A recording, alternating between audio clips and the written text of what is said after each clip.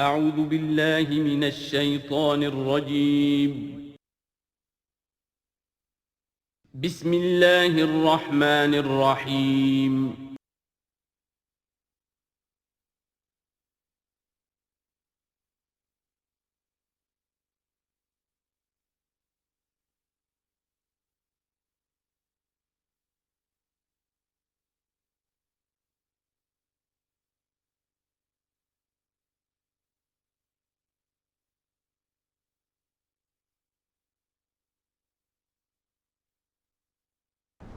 اعوذ باللہ من الشیطان الرجیم بسم اللہ الرحمن الرحیم افحسبتم انما خلقناکم عبثا وانکم الینا لا ترجعون فتعالى اللہ الملک الحق لا الہ الا هو رب العرش الکریم ومن يدع مع الله إلها آخر لا برهان له به فإنما حسابه عند ربه إنه لا يفلح الكافرون وقل رب اغفر وارحم وأنت خير الراحمين صدق الله العظيم رب اشرح لي صدري ويسر لي أمري واحلل عقدة من لساني يفقهوا قولي۔ سورہ مومنون کی جو آخری 4 آیات ہیں بہت جامع ہیں، بہت پرجلال ہیں۔ افحسبتم انما خلقناکم عبثا وانکم الینا لا ترجعون، کیا تم نے یہ سمجھا تھا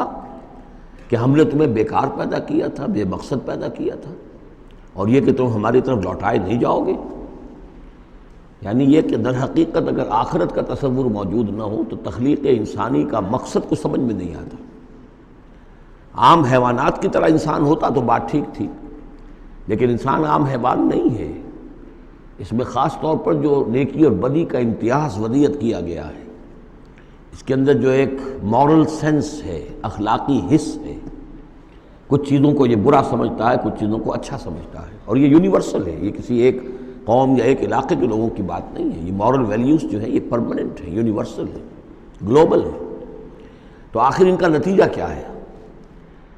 گندم از گندم بروید جو سے جو، گندم سے گندم اگنی چاہیے، جو سے جو، لیکن ہم دنیا میں تو دیکھتے ہیں کہ نیکی کا نتیجہ لازماً اچھا نہیں نکلتا اور بدی کا نتیجہ لازماً برا نہیں نکلتا۔ تو کوئی دوسری دنیا ہونی چاہیے، دوسری زندگی ہونی چاہیے۔ یہی دلیل ہے ایمان بالآخرت کے لیے، جس کو قرآن مجید مختلف مواقع پر استعمال کرتا ہے۔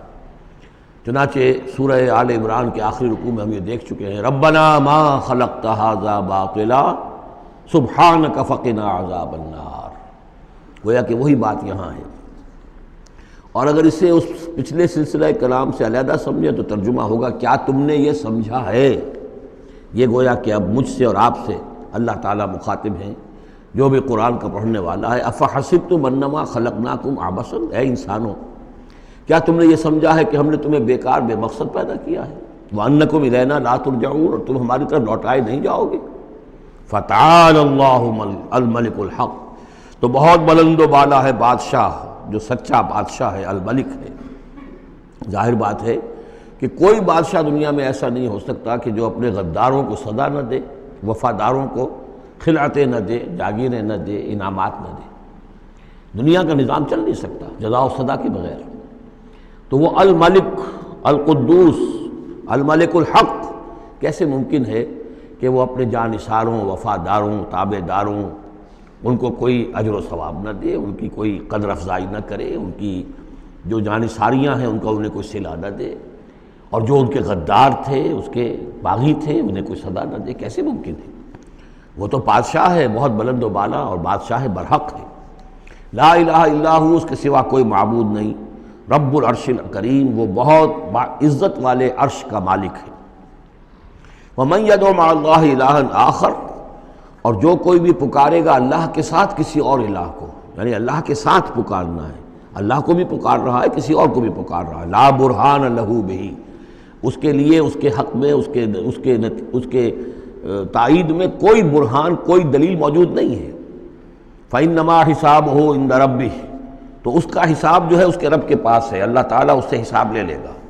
انہ لا یفلح الکافرون، اس میں کوئی شک نہیں ہے کہ ایسے کافر فلاح نہیں پائیں گے۔ وقل رب اغفر وارحم وانت خیر الراحمین، اور دعا کرو کہ پروردگار ہمیں معاف فرما، ہمیں بخش دے اور ہم پر رحم فرما، اور یقیناً تو تمام رحم کرنے والوں میں سب سے بہتر رحم کرنے والا ہے۔ سورۃ النور۔ اب یہاں 14 وہ جو صورتیں تھیں جو میں نے عرض کیا جو مکیات ہیں مسلسل، ان میں سے ایک سورہ حج کے بارے میں اور ایک سورہ رعد کے بارے میں بھی بعض لوگوں کا خیال ہے کہ وہ مدنی ہے، لیکن واقعہ یہ ہے کہ جن کو بھی مکی اور مدنی صورتوں کے مزاج سے واقفیت ہو گئی ہے، جو اس کو پہچانتے ہیں، وہ جانتے ہیں کہ یہ سارا سلسلہ جو ہے مکیات کا ہے اور ان میں کوئی مدنی صورت نہیں ہے۔ کہیں کہیں کسی مدنی آیت کا شامل ہو جانا یہ بالکل علیحدہ بات ہے، لیکن یہ کہ اب ان 14 صورتوں کے بعد اب یہ ہے واحد صورت مدنی ہے، اور یہ سورۃ النور ہے۔ یہ سن 6 کے آس پاس نازل ہوئی ہے، سن 6 ہجری، اور اس میں ایک بہت اہم واقعہ جو آیا ہے وہ حضرت عائشہ صدیقہ رضی اللہ تعالی عنہ پر جو تہمت لگائی تھی منافقین نے، اور اس میں سب سے بڑا رول تو تھا رئیس المنافقین عبداللہ ابن ابی کا، لیکن یہ کہ اور دوسرے منافقین بھی اور ان کے ساتھ ہی کچھ سادہ لوح مسلمان بھی اس فتنے میں کہیں شریک ہو گئے تھے، متاثر ہو گئے تھے، اور یہ کافی یوں سمجھیے کہ خود حضور صلی اللہ علیہ وسلم کے لیے بھی اور حضرت عائشہ صدیقہ کے لیے تو بہت ہی زیادہ تکلیف کا اور کرب کا یہ دور رہا ہے۔ بسم اللہ الرحمن الرحیم۔ سورۃ انزلناہا وفرضناہا وانزلنا فیہا آیات بینات لعلکم تذکرون۔ یہ ایک سورت ہے، یہ انداز کسی اور سورت کا نہیں ہے، اس انداز میں اس کا آغاز، اور سورۃن نکرہ کو اگر تفخیم کے لیے مانا جائے تو یہ ایک عظیم سورت ہے جو ہم نے نازل کی ہے، اور ہم نے اس کو لازم کیا ہے تم پر، فرض کیا ہے تم پر۔ وَأَنزَلْنَا فِيهَا آيَاتٍ بَيِّنَاتٍ، اور اس میں ہم نے اتنی بڑی روشن آیات نازل کی ہیں، لَعَلَّكُمْ تَذَكَّرُونَ، تاکہ تم یاد رکھو، تاکہ تم نصیحت اخذ کرو۔ اس سورہ مبارکہ کا جوڑا جو ہے وہ آپ کو 8 مکی صورتوں کے بعد پھر جا کر ملے گا، اور وہ ہے سورہ احزاب۔ ان دونوں میں بڑی گہری مناسبت ہے، اور تقریباً حجم بھی برابر ہے، دونوں 9 رکوعوں پر مشتمل ہیں،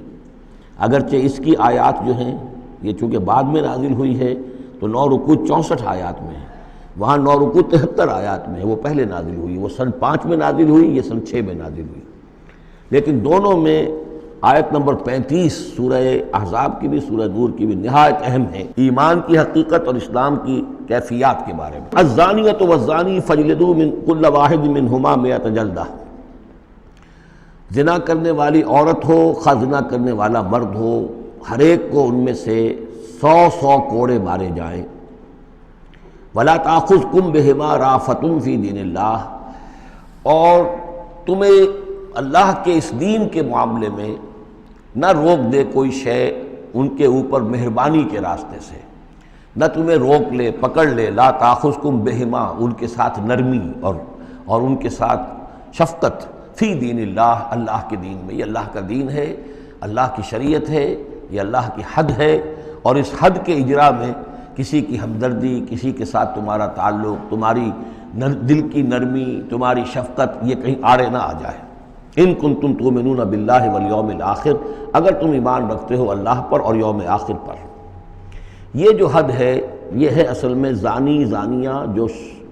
غیر شادی شدہ ہو اس کے لیے 100 کوڑے ہیں، یہ حد ہے جو قرآن میں آئی ہے۔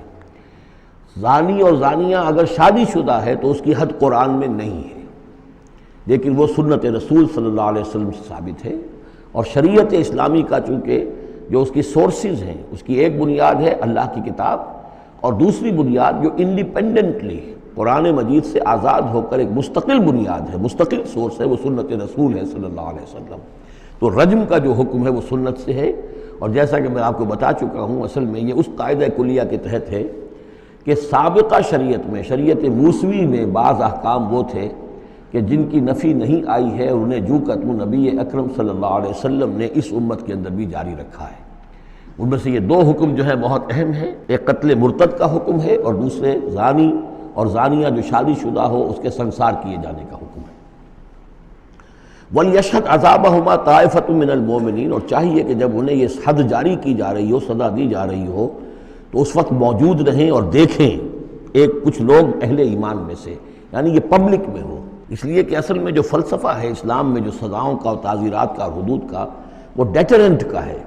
کہ ایسی سزا ہو کہ جس سے بہت سوں کو عبرت ہو جائے۔ اگر آپ نے علیحدہ جا کر کہیں کمرے کے اندر کسی کو پھانسی دے دی تو ٹھیک ہے، لوگوں کو پتہ چلا کہ مر گیا، ویسے بھی مر جاتے ہیں لوگ، حادثے میں مر جاتے ہیں، فوت ہو جاتے ہیں، لیکن یہ ہے کہ اگر سر عام دار پر لٹکایا گیا ہو تو اب کتنے لوگوں کو، دیکھنے والوں کو عبرت ہوگی اور ہوش ٹھکانے آ جائیں گے۔ تو یہ فلسفہ ہے اسلام کا کہ تاکہ ایک آدمی کو سزا دی جا رہی ہو تو ہزاروں کو اس سے عبرت آئے۔ الزانی لا ينکح الا زانیۃ او مشرکۃ، کسی زانی شخص کے لیے روا نہیں ہے کہ وہ شادی کرے مگر کسی زانیہ عورت سے یا مشرکہ سے۔ یہ کسی قانون کے درجے میں بات نہیں ہے، بلکہ یہ ایک اخلاقی طور پر گویا کہ تعلیم دی جا رہی ہے کہ زانی لوگ تو اسی کے، یعنی ان کا حال تو ایسا ہے کہ انہیں تو مستحق اگر ہے تو شادی کے کسی زانیہ سے یا مشرکہ سے۔ والزانیۃ لا ینکحھا، اور زانی عورت ہو تو وہ بھی اس لائق نہیں ہے کہ اس سے کوئی نکاح کرے مگر صرف بدکار مرد یا مشرک۔ وحرم ذلک علی المؤمنین، اور یہ دونوں جو ہیں زانی مرد اور زانی عورتیں یہ تو حرام کر دی گئی ہیں مومنین کے حق میں، اللہ یہ کہ کوئی توبہ کرے، جو بھی ہے معاملہ وہ علیحدہ ہے اس سے۔ والذین یرمون المحصنات ثم لم یاتوا باربعۃ شہداء، اور جو لوگ جو خاندانی عورتیں ہوں، حفاظت میں ہوں کسی خاندان کی اور نکاح کے ان قید میں ہوں، چاہے نکاح کے قید میں ہوں تو ڈبل احسان ہو گیا کہ خاندانی بھی ہے اور دوسرے یہ کہ نکاح کی قید میں بھی ہے، نکاح کی حفاظت بھی انہیں حاصل ہے۔ نہیں تو یہ کہ اگر غیر شادی شدہ ہیں لیکن کسی شریف خاندان سے ہیں، آزاد خاندان سے ہیں، اگر ان کی عورتوں میں کوئی شخص جو ہے ان پر عیب لگائے، زنا کا الزام لگائے اور پھر وہ نہ لا سکے، ثم لم یاتوا باربعۃ شہداء، 4 شہید نہ لا سکے، فجلدوہم، تو پھر اب ان کو کوڑے مارو، 80 جلدہ، 80 کوڑے، 80 دبرے، ولا تقبلوا لهم شہادۃ ابدا، اور ان کی شہادت اب کبھی آئندہ قبول نہ کرو، واولئک هم الفاسقون، اور یقیناً یہی لوگ فاسق اور نافرمان ہیں۔ یعنی زنا کا الزام اگر لگایا جا رہا ہو تو پھر جو الزام لگانے والا ہے اسے 4 گواہ چشمدید پیش کرنے ہوں گے۔ اگر وہ 4 چشمدید گواہ پیش نہیں کر سکتا تو گویا کہ اب یہ قذف کہلائے گا کہ اس نے ایک الزام لگایا ہے جس کو ثابت نہیں کر سکا، لہٰذا اس جرم کی سزا 80 کوڑے، کتنے قریب چلا گیا ہے۔ اور اس میں حکمت یہ معلوم ہوتی ہے کہ اگر فرض کیجئے کسی معاشرے میں، مسلمان معاشرے میں کسی لوگوں سے غلطی ہو گئی ہے، اس غلطی کا چرچا نہیں ہونا چاہیے الا یہ کہ اس کے لیے ثبوت موجود ہو کہ اسے کیفر کردار تک پہنچایا جا سکے۔ اگر تو ثبوت اتنا ہے کہ سزا دی جا سکے تو ضرور، لیکن اگر نہ ہو تو خاموش رہو، ورنہ یہ کہ خامخواہ برائی کا چرچا ہو جائے گا جبکہ اس کا سد باب ممکن نہیں ہے، اس کی سزا دینی ممکن نہیں ہے، تو اس میں سکوت جو ہے وہ بہتر ہے۔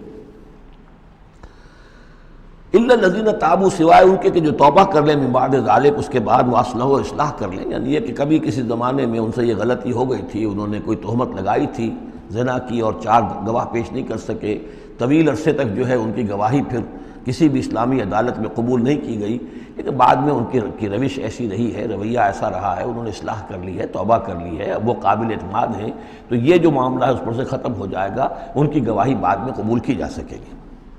فإن اللہ غفور الرحیم، تو اللہ غفور الرحیم ہے۔ والذین یرمون ازواجہم ولم یکن لہم شہداء الا انفسہم، اب ایک خاص معاملہ آ رہا ہے کہ کسی شوہر نے اپنی بیوی کو دیکھا ہو زنا کرتے ہوئے، وہ الزام لگائے کہ میں نے دیکھا ہے اپنی بیوی کو زنا کرتے ہوئے، درحال ہے کہ اس کے پاس 3 اور گواہ نہیں ہیں، لیکن چونکہ یہ معاملہ ہے شوہر اور بیوی کا، اگر کسی اور عورت کا ہوتا تو اس کے اوپر 80 درے لگتے اس کو کہ اس نے الزام لگایا ہے، چاہے چشمدید ہے، چاہے اس نے دیکھا ہے، لیکن 3 گناہ اور نہیں لا سکا، 3 گواہ نہیں لا سکا ہے تو درے لگیں گے 80۔ لیکن معاملہ چونکہ بیوی کا ہے،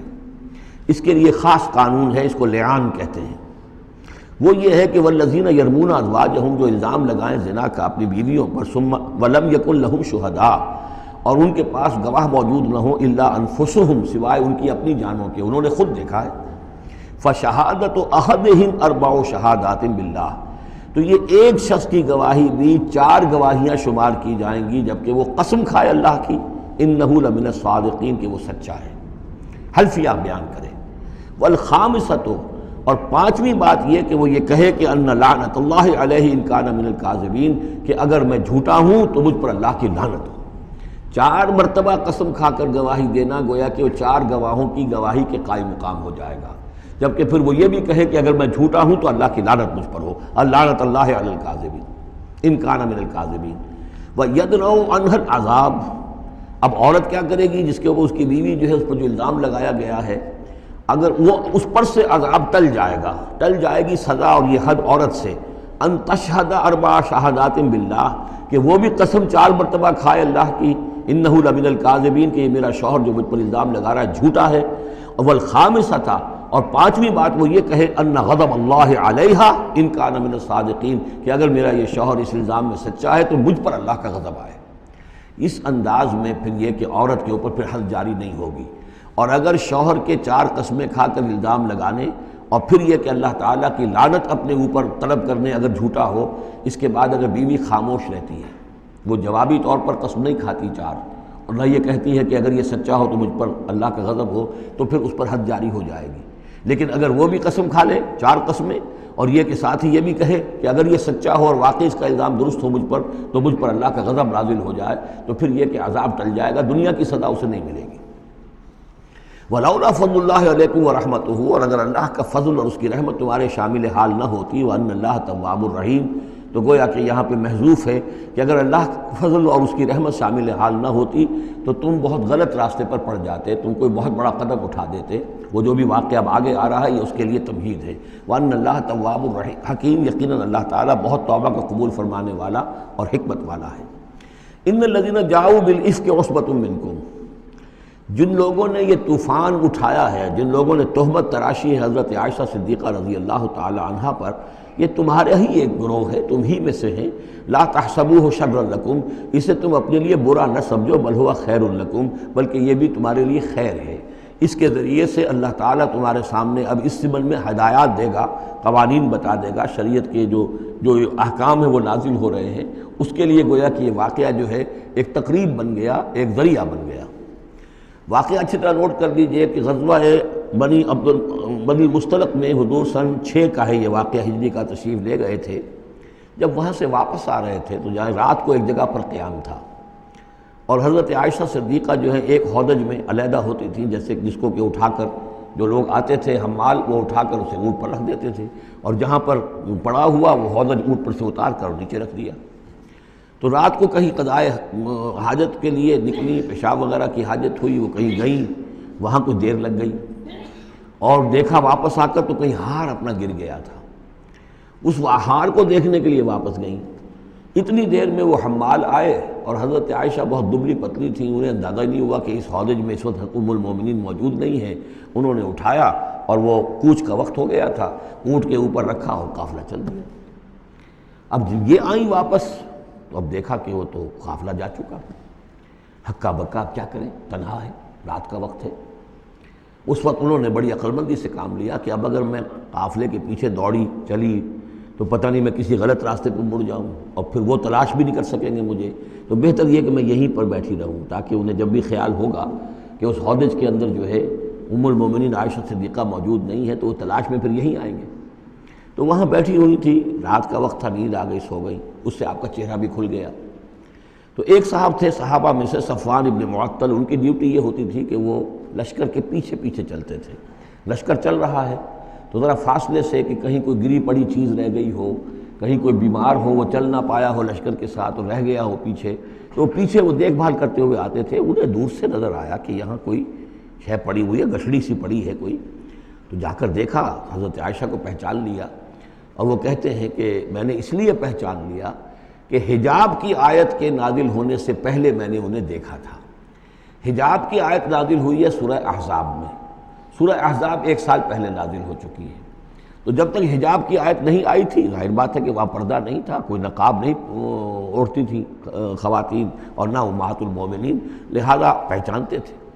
تو وہ چونکہ چہرہ کھلا ہوا تھا ام المومنین کا، تو انہوں نے کہا انا للہ و انا الیہ راجعون، یہ الفاظ جو کہے تو حضرت عائشہ کی آنکھ کھل گئی، اور وہ پھر اٹھ کر بیٹھی، انہوں نے اپنا کپڑا درست کیا، لیکن پھر انہوں نے یہ کیا صفوان ابن معطل نے کہ اپنا اونٹ بٹھا دیا، خاموشی کے ساتھ حضرت عائشہ اس پر سوار ہو گئیں، اور وہ آگے اس کی وہ نکیل پکڑ کر وہ چلتے گئے اور قافلے میں پہنچ گئے۔ وہاں عبداللہ ابن ابی نے شور مچا دیا کہ خدا کی قسم تمہارے نبی کی یہ بیوی جو ہے بچ کر نہیں آئی ہے، مطلب یہ کہ یہ تو اب یہ معاملہ جو رہا ہے، تنہائی رہی ہے، علیحدہ رہے ہیں، تو گویا کہ زنا کا معاملہ ہو گیا ہے۔ یہ اس کی جو بھی اس کی گندی سوچ تھی، ظاہر بات ہے کہ مکھی تو گندگی پر بیٹھتی ہے، اس کو تلاش رہتی ہے گندگی کی، اس کے لیے تو یہ ایک موقع مل گیا ایک اسکینڈل اٹھانے کا۔ یہ اسکینڈل بڑھتے بڑھتے ایک طوفان بن گیا، اور اس میں بعض جو ہیں بہت ہی مخلص لوگ بھی، حضرت حسان ابن ثابت رضی اللہ تعالیٰ عنہ جو دربار نبوی کے گویا کہ سرکاری شاعر تھے، ان کا بھی معاملہ اس کے اندر ایسا ہو گیا کہ وہ بھی ملوث ہو گئے۔ تو یہ ہے واقعہ افک کا۔ لیکن اس کے بعد قرآن مجید میں پھر یہ آیات نازل ہوئیں، اللہ تعالیٰ نے برات کر دی، اور پھر یہ کہ ان کی پاک دامنی اور پاک بازی جو ہے وہ ثابت ہو گئی، اور اس کے بعد یہ معاملہ رفع دفع ہو گیا۔ ان الذين جاءوا بالافك عصبة منكم لا تحسبوه شرا لكم بل هو خير لكم لكل امرئ منهم ما اكتسب من الاثم۔ اس میں جس شخص نے بھی جو گناہ کمایا ہے وہ اس کو مل جائے گا، اس کے حصے میں درج ہو جائے گا۔ والذی تولى کبرہ، اور جس نے اس کا سب سے بڑا حصہ وصول کیا، یہ ہے عبداللہ ابن ابی جس نے اسکینڈل اٹھایا اور اس سے بڑی قوت کے ساتھ، شدت کے ساتھ پھیلایا۔ والذی تولى کبرہ منهم له عذاب عظیم، اس کے لیے تو پھر بہت بڑا عذاب ہے۔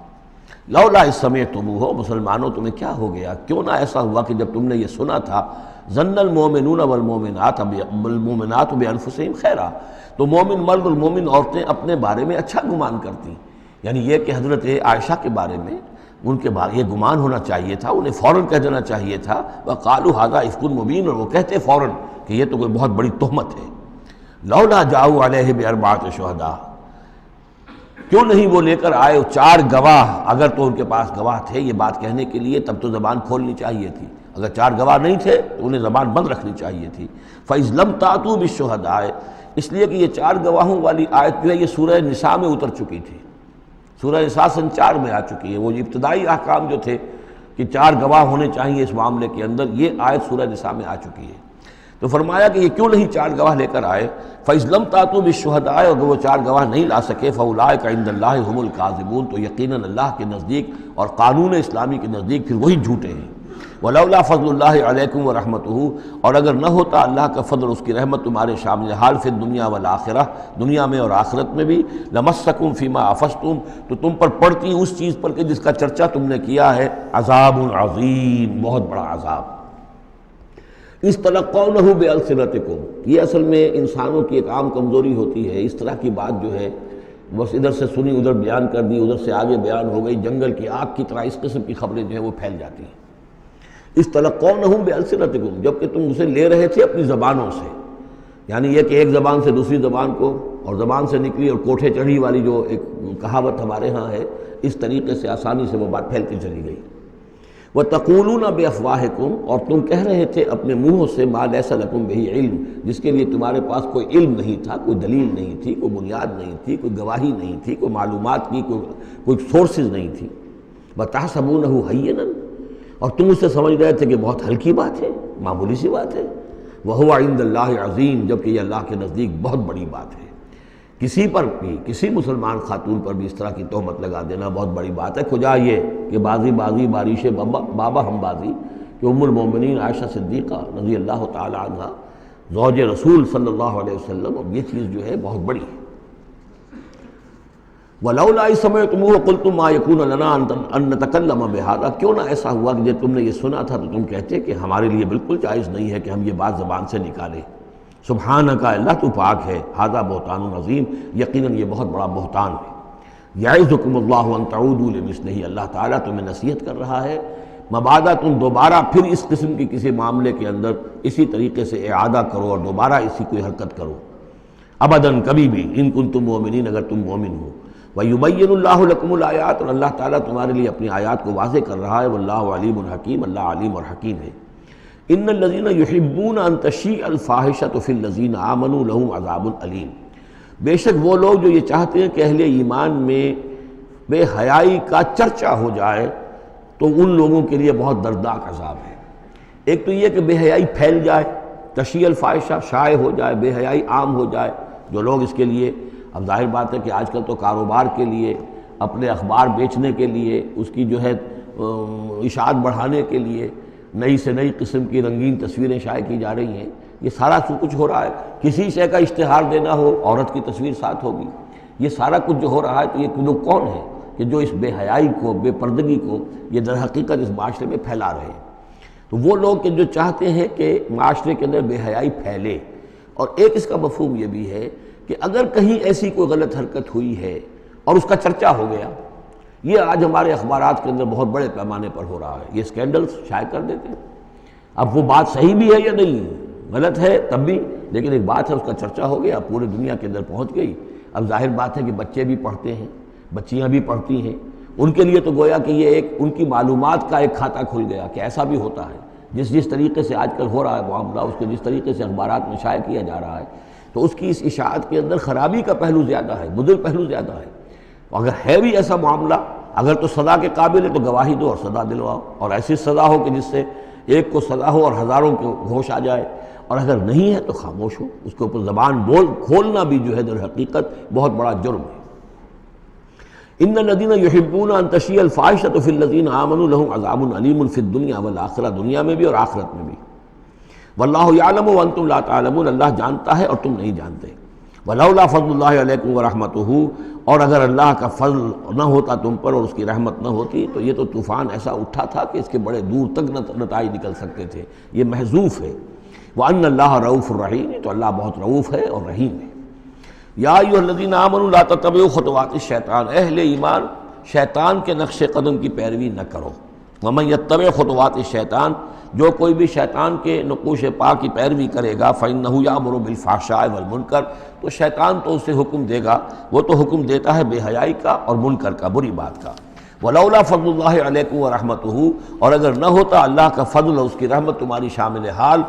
ما زکا منکم من احد ابدا، تم میں سے کوئی ایک انسان بھی کبھی پاک نہ ہو سکتا۔ اللہ تعالیٰ کا فضل ہے، اللہ کی رحمت ہے، ایک شخص سے غلطی ہو جاتی ہے، اللہ پردہ پڑا رہنے دیتا ہے تو اس کے اندر اصلاح کا مادہ پیدا ہو جاتا ہے۔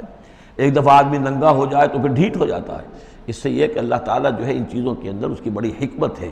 کہ اگر کوئی غلطی ہو گئی ہے فوراً نہیں پکڑتا، وہ اس کو مہلت دیتا ہے، اصلاح کرے۔ ولولا فضل اللہ علیکم ورحمتہ، اگر نہ ہوتا اللہ کا فضل تم پر اور اس کی رحمت، ما زکا منکم من احد ابدا، تم میں سے کوئی بھی کبھی نیک اور پارسا نہ بن سکتا اور پاک نہ ہو سکتا۔ ولکن اللہ یزکی من یشاء، بلکہ یہ تو اللہ تعالیٰ ہی پاک کرتا ہے جس کو چاہتا ہے۔ واللہ سمیع علیم، اللہ سمیع علیم ہے۔ ولا یأتل اولو الفضل منکم والسعة ان یؤتوا اولی القربى والمساکین والمہاجرین فی سبیل اللہ۔ اس آیت کی بھی شان نزول ہے کہ حضرت ابو بکر صدیق رضی اللہ تعالیٰ عنہ کے ایک یا تو بھانجے تھے یا خالہ زاد بھائی تھے، حضرت مصطح۔ یہ حضرت مصطح جو ہے غریب آدمی تھے، اور حضرت ابو بکر ان کی مدد کیا کرتے تھے، پیسے سے، مال سے ان کی ضرورت جو ہے پوری کرتے تھے۔ لیکن یہ مصطح بھی اس میں شریک ہو گئے، حضرت عائشہ صدیقہ رضی اللہ تعالیٰ عنہ پر جو تہمت کا معاملہ چلا، تو حضرت ابو بکر کو جب معلوم ہوا کہ مصطح بھی اس معاملے کے اندر شریک ہے، تو پھر غصے میں آ کے ان کا قسم کھا لی کہ میں اب اس کے ساتھ کبھی کوئی بھلائی نہیں کروں گا، اس نے اتنی بڑی غلطی کی ہے اور اس معاملے کے اندر میری بیٹی کا معاملہ ہے، اور اس میں اس کو یہ خیال نہیں آیا کہ میں اس کے ساتھ کتنا کچھ احسان کرتا ہوں، اور اس نے اس کے اندر جو ہے وہ خود بھی شریک ہو گیا۔ اس پر اللہ تعالیٰ کی طرف سے گرفت آ رہی ہے کہ نہیں ابو بکر یہ ٹھیک نہیں ہے، جو بھی اس سے غلطی ہوئی، لیکن تم جو نیک کام کر رہے تھے اس کا کیوں قسم کھاتے ہو کہ اس کے اندر تم مدد نہیں کرو گے۔ ولا یأتل اولو الفضل منکم، اور نہ قسم کھائیں جو فضل والے ہیں، درجے والے ہیں تم میں سے، جن میں اللہ نے فضیلت دی ہے، نیکی میں بھی، ایمان میں بھی فضیلت دی ہے، دولت میں بھی فضیلت دی ہے، وسعت، اور جنہیں کشادگی دی ہے، مال کی کشادگی دی ہے، ان یؤتوا اولی القربی، کہ وہ کوئی صلہ رحمی کریں اپنے قرابت داروں کے ساتھ، کچھ دیں مال اور صدقہ و خیرات دیں اپنے قرابت داروں کو، والمساکین والمہاجرین، اور محتاجوں کو اور وطن چھوڑنے والے مہاجرین کو، فی سبیل اللہ، اللہ کی راہ میں۔ تو یہ قسم نہ کھائیں۔ ولیعفوا ولیصفحوا، انہیں چاہیے کہ معاف کر دیں اور درگزر سے کام لیں۔ الا تحبون ان یغفر اللہ لکم، کیا تم یہ نہیں چاہتے کہ اللہ تمہیں معاف کرے؟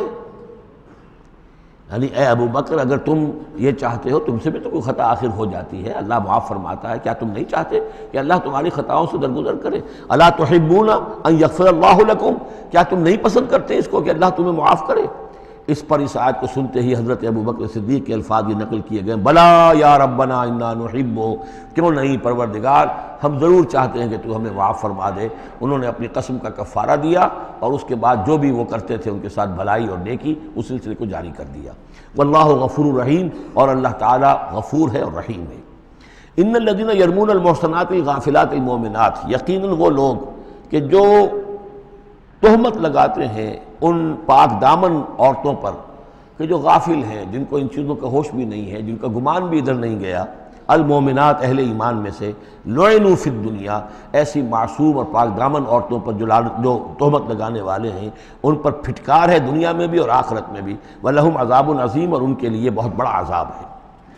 یوم تشہد علیہم السنتہم وایدیہم، جس دن کے ان کے خلاف گواہی دیں گے، تشہد علیہم، علا کو نوٹ کر لیجئے، جس دن کے ان کے خلاف گواہی دیں گے، السنتہم ان کی اپنی زبانیں گواہی دیں گی، وایدیہم ان کے اپنے ہاتھ گواہی دیں گے، وارجلہم اور ان کے پاؤں گواہی دیں گے، بما کانوا یعملون، اب جو کچھ عمل وہ کر رہے تھے۔ یہ ہاتھ ہمارے پاس اللہ کی امانت ہے، میں اس سے غلط کام کر رہا ہوں تو یہ انڈر پروٹیسٹ میرا حکم تو مان رہا ہے، اس لیے کہ اللہ تعالیٰ نے مجھے میرے حوالے سے کیا ہوا ہے، لیکن اس کے اندر پروٹیسٹ ہے، قیامت کے دن یہی میرے خلاف مقدمہ کرے گا، پروردگار تو نے مجھے اس کے حوالے کیا تھا اور یہ مجھ سے میرے ذریعے سے غلط کام کرتا رہا۔ یہ پاؤں جو ہیں ہمارے خلاف گواہی دیں گے کہ پروردگار ہم اس کے تابع تھے، اس کے حکم کے مطابق چل رہے تھے، یہ بدبخت ہمیں چوری کرنے کے لیے جاتا تھا تو اس کے لیے استعمال کرتا تھا، یا کوئی اور برا کام کرنے کے لیے ہمارے پیروں ہمیں استعمال کرتا تھا۔ یومئذ یوفیہم اللہ دینہم الحق، اس دن اللہ تعالیٰ ان کا پورا بدلہ ان کو دے دے گا۔ یہ دین کے لفظ کو یہاں نوٹ کیجئے، دین بدلے کو کہتے ہیں، دین مالک یوم الدین، جزا و سزا کے دن کا مالک، بدلے کا دن۔ وَيَعْلَمُونَ أَنَّ اللَّهَ هُوَ الْحَقُّ الْمُبِينُ، اور وہ جان لیں گے کہ اللہ تعالیٰ ہی ہے الحق، سچا اور ہر بات کو کھول کر بیان کر دینے والا۔ الخبیثات للخبیثین والخبیثون للخبیثات، ناپاک عورتیں ناپاک مردوں کے لیے ہیں اور ناپاک مرد ناپاک عورتوں کے لیے ہیں، اور طیبات والطیبات للطیبین والطیبون للطیبات، اور ستھرے اور پاک باز جو خواتین ہیں وہ پاک باز مردوں کے لیے ہیں، اور پاک باز جو مرد ہیں وہ پاک دامن خواتین کے لیے ہیں۔ اولئک مبرؤون مما یقولون، یہ لوگ بری ہیں ان چیزوں سے کہ جو لوگ کہتے ہیں۔ لہم مغفرۃ ورزق کریم، ان کے لیے مغفرت ہے اور رزق کریم ہے۔ یہ دونوں آیات جو ہیں در حقیقت اخلاقی تعلیم کی نوعیت کی ہیں، کہ اتنی اخلاقی حس معاشرے کے اندر رہے کہ جس کے ساتھ کوئی بدنامی کا معاملہ ہو جائے پھر وہ خود محسوس کرے کہ میں آئسولیٹ ہو کر رہ گیا ہوں یا رہ گئی ہوں اس معاشرے کے اندر، یہ معاشرے کے اندر یہ عام روش پیدا ہو جائے۔ جیسے کہ پہلے آیا تھا وہ اس کے اندر بھی یہی بات تھی کہ زانی نکاح نہ کرے مگر کسی زانیہ سے یا کسی مشرکہ سے، وہ اس لائق نہیں ہے کہ اس کے نکاح میں کوئی مسلمان خاتون آئے پاک دامن اور عفت والی، اس طرح زانیہ جو ہے اس سے کوئی نکاح نہ کرے سوائے مشرک کے۔ یہ قانونی چیزیں نہیں ہیں، جیسا کہ میں نے عرض کیا، یہ اخلاقی، تاکہ ایک نفرت پیدا ہو زنا سے، بدکاری سے۔ اسی طریقے سے معاشرے کے اندر ایک عام فضا، ایک حس ایسی پیدا ہو جائے کہ جس میں جو لوگ بھی ایسی گراوٹوں میں مبتلا ہوں وہ خود اپنی آنکھوں میں ذلیل ہو کر رہ جائیں۔ یا ایھا الذین آمنوا لا تدخلوا بیوتا غیر بیوتکم حتی تستأنسوا، اب اس حوالے سے بہت سے جو احکام آ رہے ہیں، یہ سورہ نور اور سورہ احزاب ان دونوں میں معاشرتی احکامات ہیں۔ معاشرتی احکامات میں خاص طور پر وہ جو ایک آیت آئی ہے سورہ بنی اسرائیل میں، وَلَا تَقْرَبُوا الزِّنَا إِنَّهُ كَانَ فَاحِشَةً وَسَاءَ سَبِيلًا، اس زنا کا سد باب کرنے کے لیے اسلام کے معاشرتی نظام میں بہت دور دور تک اقدامات کیے گئے ہیں۔ قریب مت جاؤ زنا کے، یعنی زنا کو ایریڈیکیٹ کرنا معاشرے میں یہ ایک بہت بڑا آبجیکٹیو ہے، اور اس کے لیے دور دور تک اقدامات، مثلا پردہ ہے، ستر ہے، لباس کے احکام دیے گئے ہیں۔ معاشرہ جو ہے ہمارا جو ہے وہ مکسڈ سوسائٹی نہ ہو، مخلوط معاشرہ نہ ہو، مردوں کی ذمہ داریاں علیحدہ ہیں، عورتوں کی علیحدہ ہیں،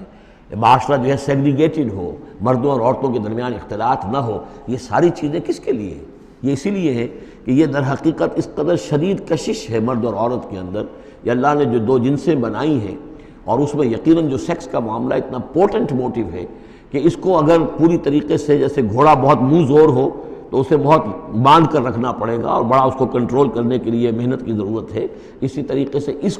سیکس کو ڈسپلن کرنا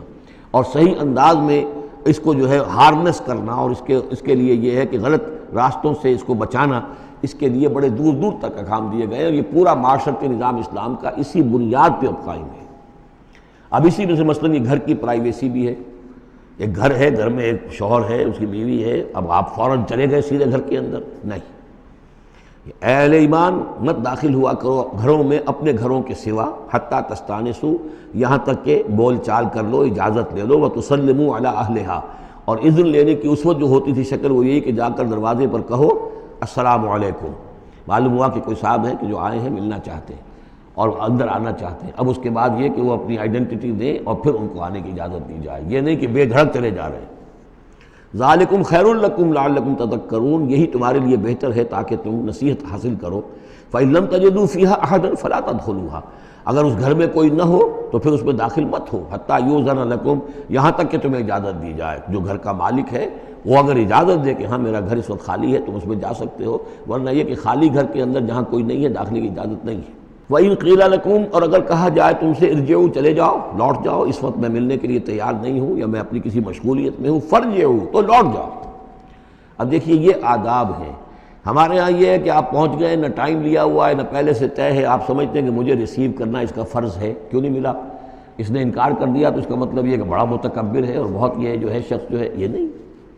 اگر تو آپ وقت طے کر کے گئے ہیں تو اس کا فرض ہے کہ وہ آپ کو ریسیو کرے اور آپ کو وقت دے، لیکن اگر آپ اچانک چلے گئے ہیں تو آپ کو اس کی پرائیویسی پر آپ جو ہے حملہ آور نہیں ہو سکتے۔ وہ اپنے کس کام میں ہے، کس مشغولیت میں ہے، اس کی کیا اہمیت ہے، آپ تو اس کو نہیں جانتے۔ اگر وہ گھر والا کہہ دیتا ارجعوا، وَإِن قِيلَ لَكُمْ ارْجِعُوا فَارْجِعُوا، تو لوٹ جاؤ،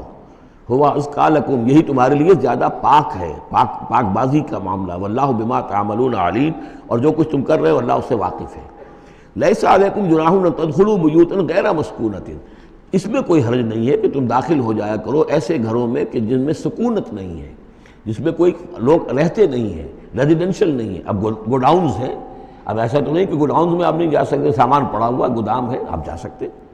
فیہا متاع لکم، اس میں تمہارا سامان ہے، تو یہ وہی گودام والی بات ہو گئی۔ واللہ یعلم ما تبدون وما تکتمون، اور اللہ جانتا ہے جو تم ظاہر کرتے ہو جو کچھ تم چھپاتے ہو۔ یعنی قانون کی اصل روح کو دیکھنا چاہیے کہ یہ جو روکا جا رہا کہ گھروں میں داخل نہ ہو، تو یہ اصل میں جو پرائیویسی ہے گھر کی اور فیملی کی، اصل میں اس کو ملحوظ خاطر رکھا جا رہا ہے، نہ یہ کہ آپ کہیں کہ صاحب ہم گودام میں بھی داخل نہیں ہو سکتے جب تک یہ پرمیشن جو لکھی ہوئی ہے وہ ہمیں مل نہ جائے۔ قل للمؤمنین یغضوا من ابصارہم، اہل ایمان سے یہ کہیے اے نبی کہ وہ اپنی نگاہوں کو ذرا نیچا رکھا کریں، وَيَحْفَظُوا فُرُوجَهُمْ، اور اپنی شرمگاہوں کی حفاظت کریں۔ ذَلِكَ أَزْكَىٰ لَهُمْ، یہی ان کے لیے زیادہ پاکیزہ ہے اور زیادہ بہتر ہے۔ إِنَّ اللَّهَ خَبِيرٌ بِمَا يَصْنَعُونَ، یقیناً اللہ تعالیٰ باخبر ہے اس سے کہ جو وہ کر رہے ہیں۔ وَقُلْ لِلْمُؤْمِنَاتِ يَغْضُضْنَ مِنْ أَبْصَارِهِنَّ، اسی طرح مومن عورتوں سے بھی کہہ دیجئے وہ بھی اپنی نگاہیں نیچی رکھا کریں، وَيَحْفَظْنَ فُرُوجَهُنَّ، اور وہ بھی اپنے سطر کو پوری طریقے سے ملحوظ رکھیں اور اپنی شرمگاہوں کی حفاظت کریں۔ وَلَا يُبْدِينَ زِينَتَهُنَّ، اور انہیں نہیں چاہیے کہ وہ اپنی زینت اور سنگھار کو ظاہر کریں، إِلَّا مَا ظَهَرَ مِنْهَا، سوائے اس کے کہ جو از خود ظاہر ہو جائے۔ وَلْيَضْرِبْنَ بِخُمُرِهِنَّ، اور چاہیے کہ وہ اپنے گریبانوں کے اوپر اپنی اوڑھنیوں کے بکل مار لیا کریں، بِخُمُرِهِنَّ عَلَى جُيُوبِهِنَّ، یہ خمرہن جمع ہے خمار کی، خمار کہتے ہیں اوڑھنی۔ ایک دوسرا لفظ جو ہے وہ آئے گا سورہ احزاب میں، ان دونوں الفاظ کو علیحدہ علیحدہ رکھیے۔ تو یہ ہے کہ اپنے گریبانوں کے اوپر، گویا کہ یہ بھی پرانا ہمیشہ سے لباس، عورت کے لباس میں اوڑھنی بھی تھی اور عورت کے لباس میں چادر بھی تھی۔ چادر وہ لے کر نکلتی تھی جب گھر سے باہر جاتی تھی، اور اوڑھنی وہ رکھتی تھی جب کہ گھر کے اندر ہوتی تھی۔ یہی جو ہماری تہذیب کے اندر ہے، یہ عرب کی تہذیب میں پہلے بھی تھا۔ چہرے کا پردہ نہیں تھا عرب میں، چادر وہ لے کے جاتی تھی تو چادر اپنے اوپر ڈالتی تھی، اور مرد بھی چادر کے بغیر نہیں ہوتے تھے، نہ کوئی مرد بغیر چادر کے نہ عورت، بلکہ چادر ہی سے ایک شخص کا رتبہ معین ہوتا تھا۔ کسی کی چادر بڑی شاندار ہے، دوشالہ اوڑھا ہوا ہے، بہت قیمتی ہے، تو وہ بڑا آدمی ہے، وہ سردار ہے۔ کسی کے بیچارے کی جو ہے معمولی سی چادر ہے، اور اسی لیے اس حدیث میں آتا ہے کہ جو شخص تکبر کرتا ہے، الکبر ردائی، تکبر جو ہے وہ تو میری چادر ہے۔ اور یہ عرب میں یہ بڑا کسی شخص کی توہین کرنی ہوتی تھی، اس کی چادر گھسیٹتے تھے، گویا کہ اس کی عزت جو ہے اس کو کھینچ لیا ہے۔ تو اللہ فرماتا ہے کہ جو تکبر کرتا ہے وہ گویا میری چادر گھسیٹ رہا ہے میرے کندھے سے، اس درجے جو ہے اللہ تعالیٰ جو ہے اس میں اپنی توہین محسوس کرتا ہے۔ تو وہ اپنی ان اوڑھنیوں کے بکل مار لیا کریں اپنے گریبانوں پر، یعنی یہ کہ یہ انسان کے لیے، عورت کے لیے، یہ اس کی زینت کا ایک بہت بڑا حصہ ہے، اس کی جو بھی چھاتی ہے اس کے لیے ایک اضافی کرتا اس نے پہنا ہوا ہے، لیکن کرتے کے اوپر مزید جو ہے یہ ایک بکل اس کی اوڑھنی کا ہو۔ وَلَا يُبْدِينَ زِينَتَهُنَّ، اس کے سینے کے اوپر یہ اضافی ہو جائے گا، وَلَا يُبْدِينَ زِينَتَهُنَّ، اور نہ وہ ظاہر کریں اپنی زینت کو۔ اب یہ ہے جو محرموں کی فہرست آ رہی ہے، جس کے سامنے عورت کھلے چہرے کے ساتھ آ سکتی ہے بلا حجاب، اور یہ اتنی طویل فہرست جو دی گئی ہے، آخر سوچنا چاہیے کہ اللہ تعالیٰ نے یوں ہی ایکسرسائز ان فیوٹیلٹی تو نہیں کی ہے۔ کیا فرق ہے اگر ایک عورت کے چہرے کا پردہ نہیں ہے، وہ باہر نکلتی ہے چادر لے کر، اور یہ کہ اس وہ کسی اور کے ساتھ اس کا پردہ چہرے کا نہیں ہے، تو پھر یہ پوری فہرست دینے کی ضرورت کیا ہے؟ میرے نزدیک چہرے کا پردہ اسلام کے اندر لازم ہے، اور اس چہرے کے پردے سے مستثنیٰ ہیں یہ لوگ۔ کون لوگ مستثنیٰ ہیں؟ الا لبعولتہن، ان کے شوہر نمبر ایک، او آبائہن، یا ان کے باپ، اور باپ سے مراد باپ، دادا، چچا، یہ سب چلیں گے، او آبائے بعولتہن، یا ان کے شوہروں کے باپ، او ابنائہن، یا ان کے اپنے بیٹے، او ابنائے بعولتہن، یا ان کے شوہروں کے بیٹے، یعنی ان کے شوہروں کی کسی اور بیوی سے اولاد ہے، بیٹے ہیں، تو وہ بھی محرم ہیں، وہ نامحرم نہیں ہے۔ او اخوانہن، یا ان کے اپنے بھائی، او بنی اخوانہن، یا ان کے بھائیوں کے بیٹے، او بنی اخواتہن، یا یہ ہو گئے، او بنی اخواتہن، یا ان کے بھانجے، او نسائہن، یا ان کی عورتیں، اپنی عورتیں، جان پہچان کی عورتیں، عام عورتیں نہیں، نسائہن، او ما ملکت ایمانہن، یا یہ کہ جو ان کے غلام اور ان کی لونڈیاں ہیں۔ اکثر و بیشتر اہل سنت کے نزدیک یہاں مرد غلام مراد نہیں ہے بلکہ لونڈیاں مراد ہیں۔ اب التابعین غیر اولی الاربۃ، یا ایسے تابع لوگ جو کہ صرف خدمت گار ہیں، بعض اوقات ہوتا ہے خاندانی طور پر جو ہے وہ خدمت گار کرنے والے ہیں، باپ بھی کہیں ملازم تھا اسی گھر میں، اب اس کی اولاد بھی وہیں پر ہے، وہ بھی کام کر رہی ہے، بچپن سے وہیں پلے ہیں۔ ایسے لوگ ہوتے ہیں کہ جن کو واقعتاً پھر اس گھر کی خواتین سے اس طرح کا خیال کبھی نہیں آ سکتا کہ ان کے بارے میں وہ کوئی بری بات سوچیں۔ اب التابعین غیر اولی الاربۃ، یا وہ تابع کہ جو کہ کوئی غرض نہیں رکھتے اس قسم کے معاملات سے، من الرجال، مردوں میں سے۔ اب الطفل الذین لم یظہروا علی عورات النساء، یا وہ لڑکے کہ جو ابھی عورتوں کے جو مخفی معاملات ہیں ان سے واقف ہی نہیں، ابھی وہ جنسی جو بھی باتیں ہیں ان سے واقف نہیں ہیں۔ ولا یضربن، یہ فہرست مکمل ہو گئی۔ یہ ہیں محرم لوگ جن کے سامنے عورت بغیر چہرے کے پردے کے آ سکتی ہے۔ باقی یہ کہ زینت جو خود بخود ظاہر ہو جائے، اب ظاہر ہے کہ آپ نے چادر بھی لی ہوئی ہے کسی خاتون نے، برقع بھی اوڑھا ہوا ہے، لیکن اب کسی کا قد ہے، ماشاءاللہ وہ قد ایسا ہے، سرو قد ہے کوئی خاتون، تو وہ کہاں چھپائے گی اس قد کو؟ وہ تو ظاہر ہو جائے گا۔ جسم متناسب ہے، اب وہ جسم تو ظاہر ہو جائے گا۔ اس اعتبار سے ما ظہر منہا کو لوگوں نے لے لیا چہرے کے لیے، یہ بالکل غلط ہے۔ چہرے کا تو پردہ میرے نزدیک لازم ہے، اور یہ کہ باقی یہ کہ ان کے سامنے چہرے کے سمیت عورت آ سکتی ہے۔ باقی عورت جو ہے اپنے بیٹے کے سامنے بھی سوائے 3 اعضاء کے اور نہیں کھول سکتی، اپنے بھائی کے سامنے بھی نہیں کھول سکتی۔ چہرہ، یہ ہاتھ پونچھوں سے نیچے، اور پیر ٹخنوں سے نیچے، یہ جو 3 اعضاء ہیں یہ وہ ہیں کہ جس کو عورت نے یہ کھلے رکھ سکتی ہے، اپنے وہ بیٹے کے سامنے بھی، بھائی کے سامنے بھی، اور جو بھی رشتے گنائے گئے ہیں۔ لیکن یہ کہ اس سے آگے پھر جو ہے معاملہ وہ پھر شوہر کا ہے، اس سے آگے یعنی لباس کا معاملہ جو ہے جس سے کہ عورت جو ہے وہ آزاد ہوگی، وہ صرف شوہر کے لیے۔ وَلَا يَضْرِبْنَ بِأَرْجُلِهِنَّ لِيُعْلَمَ مَا يُخْفِينَ مِنْ زِينَتِهِنَّ، اور نہ یہ ایسا ہو کہ وہ اپنے پاؤں مار کر چلیں، کوئی زیور جو ہے پاؤں میں پہنا ہوا اس کی جھنکار ہو تاکہ لوگوں جو ہے ادھر متوجہ ہو جائیں۔ لِيُعْلَمَ مَا يُخْفِينَ مِنْ زِينَتِهِنَّ، تاکہ لوگوں کے علم میں آ جائے کہ کیا انہوں نے چیز چھپائی ہوئی ہے اپنی زینت میں سے، کیا زیورات پہنے ہوئے ہیں۔ وَتُوبُوا إِلَى اللَّهِ جَمِيعًا أَيُّهَا الْمُؤْمِنُونَ، اور اے اہل ایمان سب کے سب مل کر اللہ کی جناب میں توبہ کرو، لَعَلَّكُمْ تُفْلِحُونَ، تاکہ تم فلاح پاؤ۔ وَأَنكِحُوا الْأَيَامَ مِنكُمْ، اور دیکھو اپنی بیواؤں کی شادیاں کر دیا کرو۔ وَالصَّالِحِينَ مِنْ عِبَادِكُمْ، یہ بھی اب ایک بہت اہم ہے بات۔ ہندوانہ ہمارا معاشرہ جو ہے وہ بیوہ کی شادی جو ہے وہ تو جائز بھی نہیں سمجھتا، یا بہت ہی یوں سمجھیے کہ اس کے نزدیک بہت ہی ناپسندیدہ بات ہے، اور ہمارے ہاں بھی یہ ہو گیا ہے۔ حالانکہ یہاں حکم ہے انکحوا الایام منکم، بیواؤں کی شادیاں کر دیا کرو۔ والصالحین من عبادکم و امائکم، اور تمہاری جو بانیاں ہوں، غلام ہوں، ان میں سے بھی جو سمجھدار ہوں، جن کے کردار کے بارے میں تمہیں اعتماد ہو، ان کی بھی شادیاں کر دیا کرو۔ ایک کی کنیز ہے، ایک کا غلام ہے، ان کی شادی ہو جائے۔ اب ظاہر بات ہے وہ کنیز جو ہے اپنے آقا کے، اب اس کے ساتھ وہ تمتع نہیں کر سکے گا، اس لیے کہ اس نے اجازت دے دی ہے کہ اس کی کنیز کی شادی ہو گئی ہے کسی غلام کے ساتھ۔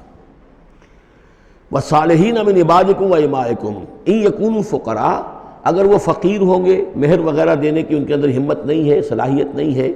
يُغْنِهُمُ اللَّهُ مِنْ فَضْلِهِ، تو اللہ تعالیٰ ہو سکتا ہے کہ ان کو اپنے فضل سے غنی کر دے۔ واللہ واسع علیم، اللہ واسع بہت سمائی رکھنے والا، کشائش والا، کشادگی والا اور جاننے والا ہے۔ یعنی یہ بھی ہے کہ کسی وقت انسان سوچے کہ اگر میں شادی کروں گا تو وہ بھی اپنی قسمت ساتھ لے کر آئے گی، کیا پتہ کہ میرے اس وقت حالات جو ہیں اگر کچھ خراب بھی ہیں تو اللہ تعالیٰ اس کی قسمت سے، اس کے حوالے سے وہ اللہ تعالیٰ میرے لیے رزق کا دروازہ کھول دے۔ وَلْيَسْتَعْفِفِ الَّذِينَ لَا يَجِدُونَ نِكَاحًا، اور جو لوگ نکاح کی قدرت بالکل نہ رکھتے ہوں، شادی کر ہی نہ سکتے ہوں، کچھ بھی نہ ہو ان کے پاس، نہ کوئی گھر ہو جس میں کہ اپنی بیوی کو رکھ سکیں، نہ کوئی نان نفقے کا سامان ہو، نہ کوئی مہر دے سکیں،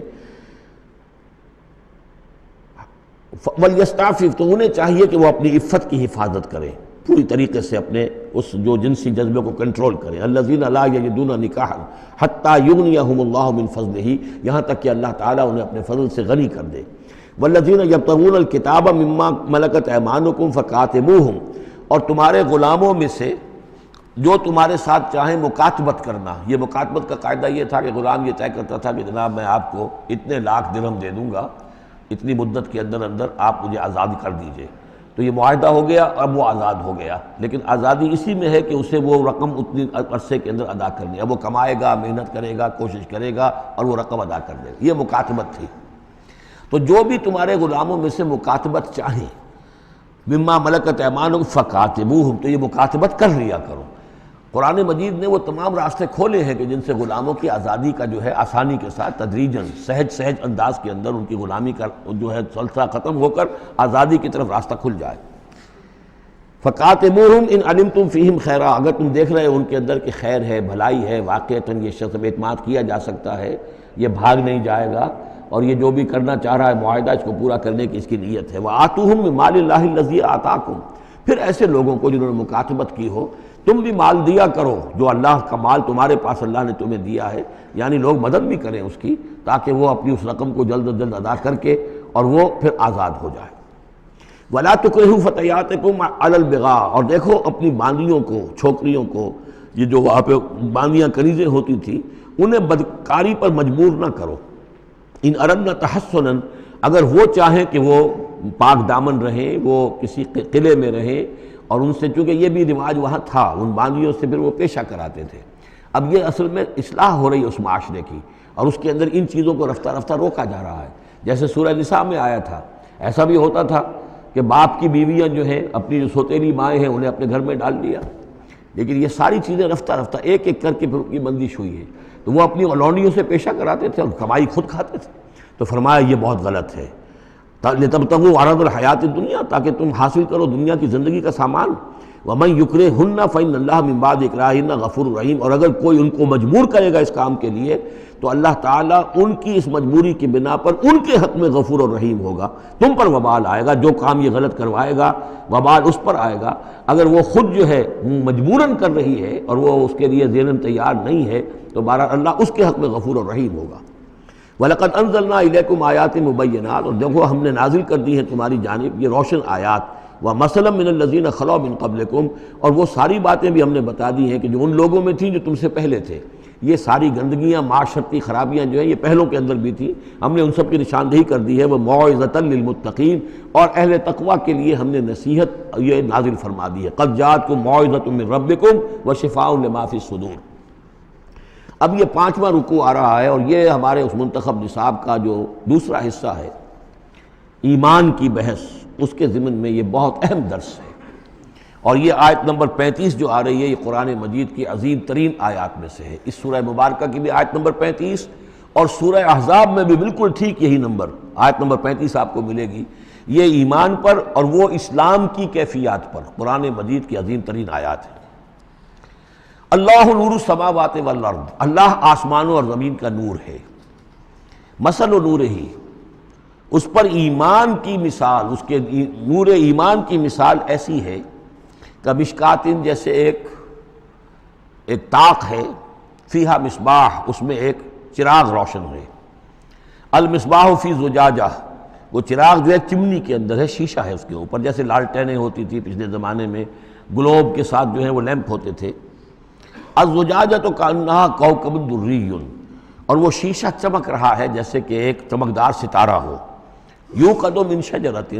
اور اس مصباح میں، اس دیے میں، اس چراغ میں جلایا جا رہا ہے تیل، کس کا؟ ایک شجرہ مبارکہ زیتونہ کا، ایک ایسا مبارک درخت زیتون کا، لا شرقیۃ ولا غربیہ، جو نہ شرقی ہے نہ غربی ہے، یعنی یہ کہ درخت ہے، جھنڈ ہے ایک، اب اگر تو اس جھنڈ کے مشرق میں کوئی درخت ہے تو صبح کی دھوپ تو انہیں ملے گی، شام کی نہیں ہوگی، مغرب میں ہے تو شام کی دھوپ مل جائے گی، صبح کی نہیں ملے گی۔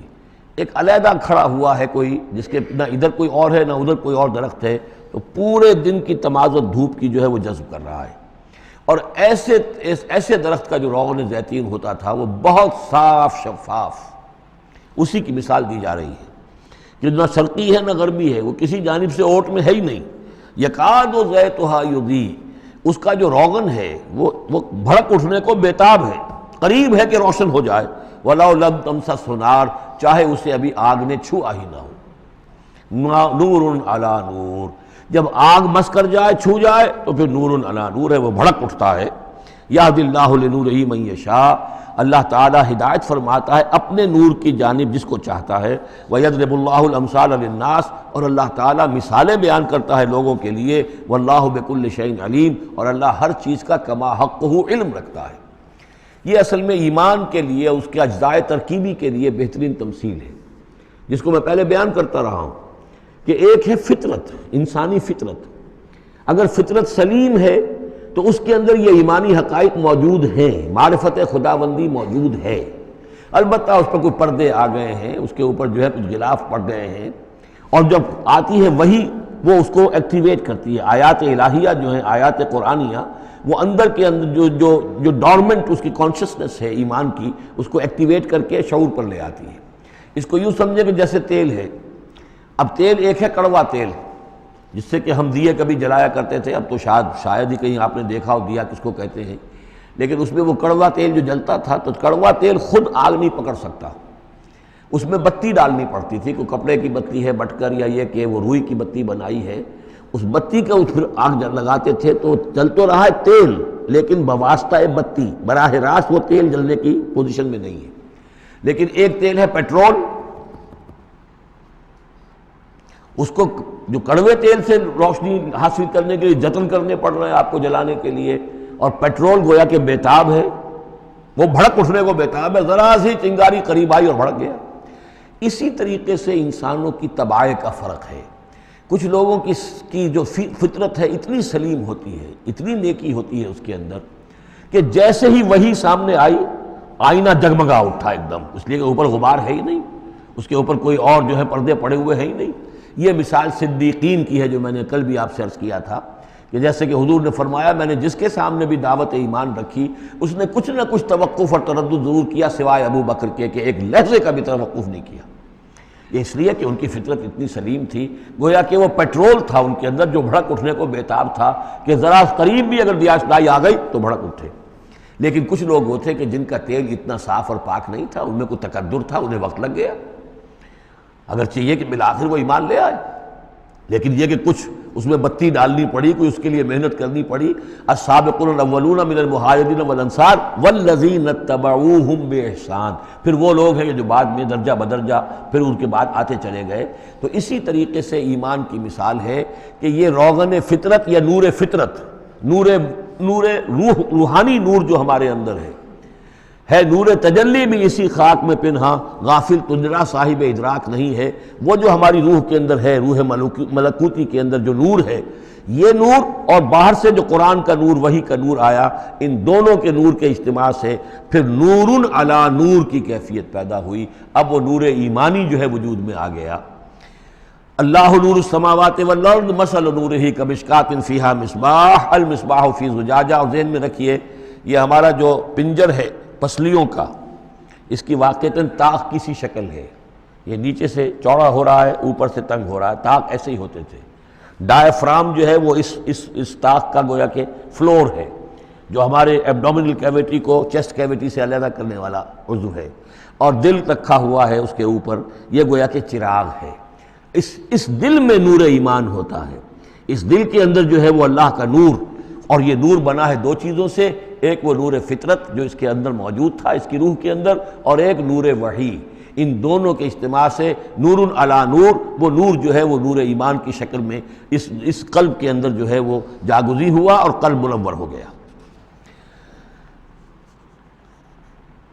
المصباح فی زجاجہ الزجاجۃ کأنہا کوکب دری یوقد من شجرۃ مبارکۃ زیتونۃ لا شرقیۃ ولا غربیہ یکاد زیتها یضیء ولو لم تمسسہ نار نور علی نور یہدی اللہ لنورہ من یشاء۔ یہ نور علی نور ہے، دو نوروں کے جمع ہونے سے یہ نور ایمان وجود میں آیا، نور فطرت، نور وحی۔ اور اللہ تعالیٰ ہدایت دیتا ہے اپنے نور کی جس کو چاہتا ہے، اور اللہ یہ مثالیں لوگوں کے لیے بیان کرتا ہے۔ باقی اللہ کو تو ہر شے کا کما حقہ علم ہے، مثال کی ضرورت انسانوں کے لیے ہے کہ جو ان لطیف حقائق کو ایسے ہی از خود نہیں سمجھ سکتے۔ اب جن لوگوں کے دلوں میں یہ نور ایمان پیدا ہو جاتا ہے، ان کی ایک جھلک دکھائی جا رہی ہے کہ ان کی شخصیت، ان کی زندگی کی دلچسپیاں کیا ہوتی ہیں۔ فی بیوت اذن اللہ ان ترفع ویذکر فیہا اسمہ، ان گھروں میں جن کا کہ اللہ نے حکم دیا کہ انہیں بلند کیا جائے، یعنی مساجد۔ بلند کرنے سے مطلب یہ ہے کہ ان کو نمایاں بنایا جائے۔ ہر مسلمان آبادی میں معلوم ہو کہ مسجد ایک نمایاں شے ہے، یہ ضروری نہیں کہ اس کی ڈیکوریشن ہو، اس کے اوپر جو ہے خام خواہ تکلفات میں پیسے خرچ کیے جائیں، لیکن یہ کہ ایک تو یہ کہ وہ نمایاں ہونی چاہیے، معلوم ہو کہ اس آبادی کا مرکز یہ ہے۔ نمبر دو یہ ہے کہ ترفع، اس کو ہر طریقے سے، ہر معنوی گندگی سے بھی پاک رکھا جائے۔ وَيُذْكَرَ فِيهَا اسْمُهُ، اس میں اس کا نام لیا جائے۔ يُسَبِّحُ لَهُ فِيهَا بِالْغُدُوِّ وَالْآصَالِ، یہ جو صاحب ایمان لوگ ہیں جن کے دلوں میں ایمان کی قندیلیں روشن ہیں، یہ تسبیح کرتے ہیں اللہ کی ان گھروں کے اندر، صبح کے وقت بھی اور شام کے وقت بھی۔ رجال، وہ جوان مرد، لا تلہیہم تجارت ولا بیع عن ذکر اللہ واقام الصلاۃ، جن کو غافل نہیں کر سکتی نہ کوئی تجارت، نہ کوئی خرید و فروخت اللہ کی یاد سے اور نماز کے قائم کرنے سے، وایتاء الزکاۃ اور زکوٰۃ کے ادا کرنے سے۔ یخافون یوماً، یہ سب کچھ کر کے بھی وہ ڈرتے رہتے ہیں، لرزاں و ترساں رہتے ہیں، کانپتے رہتے ہیں اس دن کے تصور سے۔ تتقلب فیہ القلوب والابصار، جس میں کہ دل بھی الٹ جائیں گے اور نگاہیں بھی الٹ جائیں گی۔ لیجزیہم اللہ احسن ما عملوا، تاکہ اللہ تعالیٰ ان کو بدلے میں دے بہترین جزا ان کے اعمال کی۔ وَيَزِيدَهُم مِّن فَضْلِهِ، اور اضافہ کرے اپنی طرف سے اپنے فضل میں سے۔ وَاللَّهُ يَرْزُقُ مَن يَشَاءُ بِغَيْرِ حساب، اور اللہ تعالیٰ چاہتا ہے دیتا ہے جس کو چاہتا ہے بغیر حساب۔ اللہم ربنا اجعلنا منہم، یہ تو مومن صادق کے لیے ایمان ان کے دلوں میں ہے، اس کی تمثیل یہ ہے، اور ان کے کردار کی جھلک یہ ہے۔ اب ایک ہے بین بین کے لوگ، ایمان تو نہیں ہے لیکن کچھ نہ کچھ نیکی کے کام کرتے ہیں، کچھ اپنے دل کی تسلی کے لیے، کچھ اپنے ضمیر کو مطمئن کرنے کے لیے۔ ان کی نیکی حقیقی نیکی نہیں ہے۔ وہ لیس البر ان تولوا وجوہکم قبل المشرق والمغرب، اس آیت کو ذہن میں رکھیے۔ والذین کفروا، اور جو لوگ ایمان سے تہی ہیں، محروم ہیں، کافر ہیں، ان کی نیکیاں، ان کے اعمال کیا ہیں؟ کسرابن، جیسے ریت ہو، سراب ہو، بقیعۃ، ایک چٹیل میدان میں، یحسبہ الظمآن ماء، پیاسا سمجھتا ہے کہ پانی ہے، حتی اذا جاءہ، یہاں تک کہ وہ جب وہاں پہ گھسٹ گھسٹ کر بھی پہنچتا ہے تو معلوم ہوتا ہے لم یجدہ شیئا، کچھ نہیں پاتا وہاں پر۔ ووجد اللہ عندہ، اور اللہ کو پاتا ہے وہاں موجود۔ فوفاہ حسابہ، تو اللہ تعالیٰ اس کا حساب اسے پورا چکا دیتا ہے۔ واللہ سریع الحساب، اور اللہ جو ہے حساب چکانے میں دیر نہیں لگاتا۔ یعنی یہ جو نیکیاں ہوتی، جھوٹی نیکیاں، ملمے کی نیکیاں، حقیقی ایمان نہیں ہے، ایمان باللہ نہیں ہے، ایمان بالآخرت نہیں ہے، لیکن یوں ہی کچھ نہ کچھ نیکیاں ہیں، کچھ خدمت خلق کے کام ہے، اس طرح کی چیزیں اللہ کی نگاہ میں ان کی کوئی وقت نہیں۔ اس کے لیے پہلے ایک مثال سورہ ابراہیم میں آ چکی ہے، دوسری مثال یہ کہ یہ نیکیاں سراب کے مانند ہیں، جنہیں پیاسا سمجھتا ہے کہ یہ پانی ہے، حقیقت میں پانی نہیں ہے۔ اب تیسرا جو کردار ہے وہ یہ ہے کہ جن کے دلوں میں، جن کی زندگیوں میں یہ جھوٹ موٹ کی نیکی بھی نہیں ہے، نفس پرستی اور دنیا پرستی، اور ان کے اندر ہر طرح کی گندگی جو ہے وہ آ چکی ہے۔ ان کی مثال کیا ہے؟ او کظلمات فی بحر اللجی، یا جیسے کہ اندھیرے ہوں ایک بڑے گہرے سمندر میں، یغشاہ موج، اس کے اوپر ایک موج چڑھی ہوئی ہو، من فوقہ موج، اس کے اوپر ایک اور موج ہو، من فوقہ سحاب، اور اوپر جو ہے بادل بھی ہوں۔ یعنی اندھیری رات ہے، کوئی روشنی نہیں، اوپر بادل ہے، نہ چاند اور ستاروں کی کوئی روشنی نہیں آ رہی، اور اس کے ساتھ ہی یہ ہے کہ موج کے اوپر موج چڑھی ہوئی ہے۔ ظلمات بعضها فوق بعض، یہ اندھیروں پر اندھیرے ہیں۔ اذا اخرج یدہ لم یکد یراہا، جب وہ اپنا ہاتھ نکالتا ہے تو اس کو بھی نہیں دیکھ سکتا، جسے ہم کہتے ہیں اپنے محاورے میں ہاتھ کو ہاتھ سجائی نہیں دیتا۔ وَأَلَّمْ يَجْعَلِ اللَّهُ لَهُ نُورًا، اور جس کو اللہ تعالیٰ ہی نے کوئی نور عطا نہ کیا ہو، فما لہ من نور، تو اس کے لیے پھر کہیں کوئی نور نہیں ہے۔ یہ وہ لوگ ہیں کہ جن کی زندگیاں کسی ملمے کی نیکی سے بھی خالی ہیں، اندھیارے ہی اندھیارے ہیں، ظلمات فوق بعضها فوق بعض۔ بارک اللہ لی ولکم فی القرآن العظیم ونفعنی وإیاکم بالآیات والذکر الحکیم۔